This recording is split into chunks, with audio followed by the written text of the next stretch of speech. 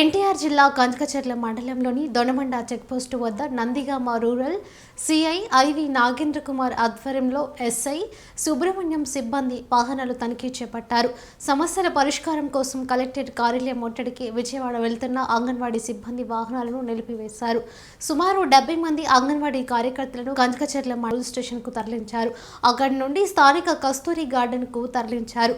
కస్తూరి garden లో ఉన్న అంగన్వాడీ సిబ్బంది ప్రభుత్వానికి, ముఖ్యమంత్రికి వ్యతిరేకంగా నినాదాలు చేశారు. పోలీసులు అక్రమ నిర్బంధాలను ఖండిస్తూ నినాదాలు చేశారు.